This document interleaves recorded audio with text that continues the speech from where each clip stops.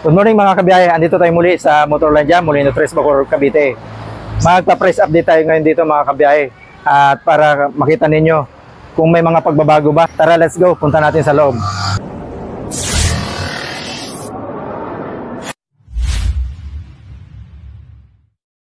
Mga kabiyahe, unahin muna natin ang presyo ni Honda TMX Alpha. Meron tayo ditong available na 6 na unit. Ang presyo nito mga kabiyahe, 58,900 pesos. Ayan.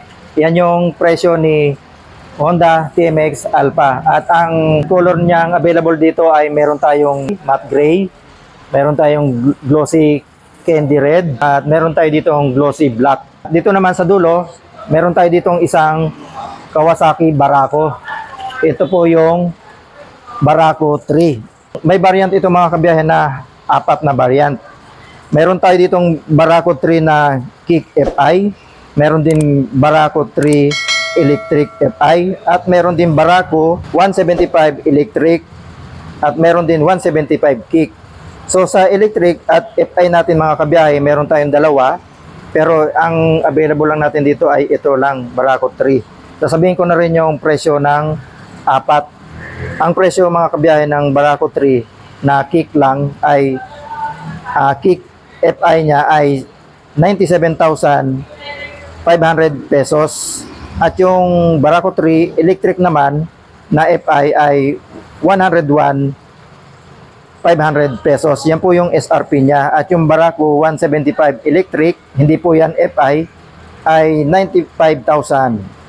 Yung Barako 175 na Kick, hindi po yan FI, ay 91,000 po. So yun yung presyo ng 4 na variant o 4 na klase ng Barako 175. Dito naman tayo mga kabiyahe kay Yamaha YTX 125. May kulay itong red. Ayan.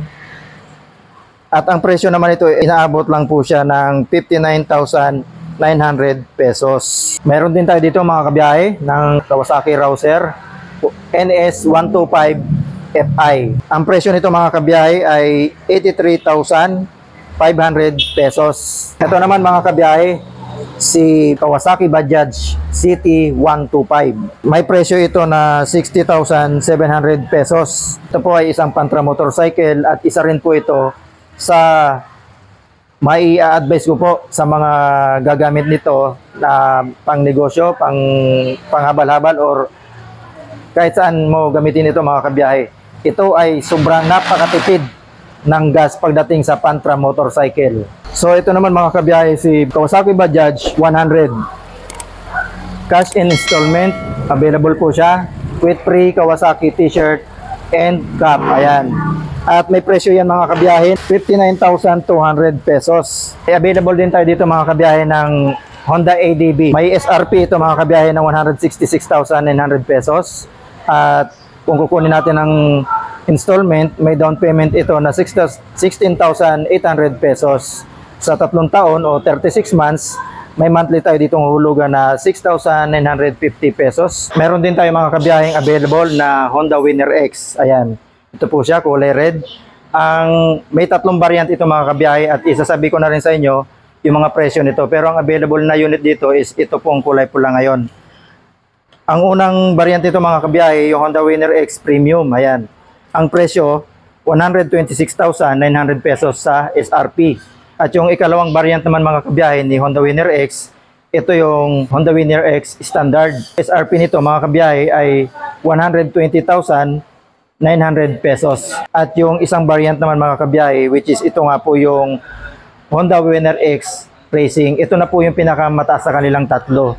Ang presyo nito ay 128,900 pesos. Dito tayo mga kabiyahe kay Honda Click 125.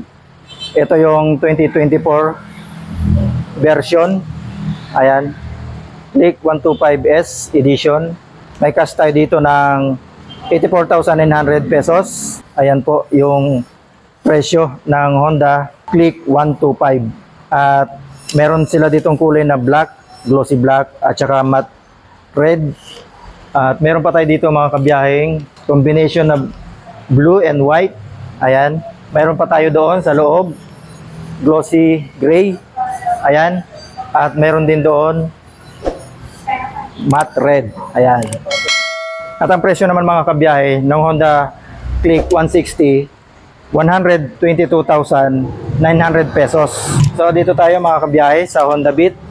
Mayroon tayo ditong tatlong color. Ayan, mayroon tayo ditong yellow na glossy red, at glossy gray. May dalawang variant din dito mga kabiyahe na Honda Beat. Ito nga yung Honda Beat Playful at saka yung Honda Beat Premium. So, sasabihin ko na rin mga kabiyahe ang presyo ng dalawa na ito. Ang presyo ng Honda Beat Playful, 72,900 pesos. At dito naman sa Beat Premium, 74,400 pesos ang SRP. May unit din tayo dito mga kabiyahe ng Kimco, which is ito yung Kimco Like 150. Ang presyo nito mga kabiyahe ay 128,000. So dito tayo mga kabiyahe kay Benelli Panarea. Ayan. Ito yung presyo ni Benelli Panarea, 125. May SRP siya ng 93,000. Meron din tayo dito mga kabiyahe ng Suzuki SkyDrive Sport. Ang presyo nito, 74,400 pesos. Meron din tayo mga kabiyahe, available na unit, Suzuki Abenis, ayan. At ang presyo lang nito mga kabiyahe, sa cash, 79,400 pesos. Dito tayo kay Suzuki Bergman Street. May dalawang variant ito mga kabiyahe. Pero ito yung Bergman Street. Wala siya yung EX. So sasabihin ko na rin mga kabiyahe yung presyo ng Suzuki Bergman EX. Ang presyo nun mga kabiyahe, 92,000 sa SRP. Ang presyo naman nito, itong unit na ito, itong present na kulay puti na ito, 82,400 pesos lang po ang presyo nito. Dito tayo mga kabiyahe sa Suzuki Smash. Dalawang variant din ito mga kabiyahe. Ito yung kulay itim natin, FI, naka-drum brake siya. Ito naman na isang Suzuki Smash natin ay naka-disc na siya. So magkaiba ng presyo sila. Itong drum brake natin pero FI, 68,600 pesos ang cash price niya. Ito namang disc, ang ginagamit ng mga preno ay 73,600 pesos. Dito tayo mga kabiyahe. May available tayo ditong dalawang unit nitong Suzuki Gixxer 150 at may SRP 104,900 pesos. Honda PCX mga kabiyahe. Marami tayong unit dito sa Motorlandia. Honda PCX 160 non-ABS. Cash price niya 130,000 pesos 400. So punta naman natin mga kabiyahe ang ipinagmamalaki ng Suzuki, which is ito na nga yun, no? Nakahanay na sila dito. Mayroon tayo dito ang available na apat. Mayroong black na ang combination ay may pagka orange o gold ba yan? Comment down. Meron din tayo ditong ayan, black pa rin ito. At dito mayroon black na may combination na red. At meron tayo ditong cyan blue na may combination na gold.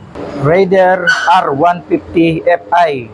Ang cash niya 120,400 pesos. Yan po yung sa FI niya. At ito naman mga kabiyahe para sa ating carb. Ayan.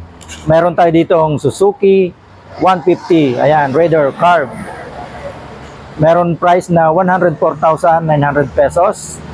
Mga kabiyahe, yun yung ating price update dito sa Motorlandia Molino 3, Bacoor, Cavite. At ayan nga po yung ating naipakitang mga unit na mga stock nila ngayon dito. At marami po silang paparating mga kabiyahe. Abangan nyo dahil magpo-post ang branch na ito dito sa bago nilang darating na si Kawasaki Brusky o Brusky. Ano ba ang tamang pronounce niyan? Comment down nyo nga kung anong tamang pag-pronounce niyan. At kita-kita muli tayo. Lalo na sa inyo nanonood. Maraming salamat po sa inyo. Sa lahat ng pumapasok sa ating mumunting channel. Maraming salamat. Road to 3,000 na po tayo. Go, go, go! Biyahe ni Frank. God bless.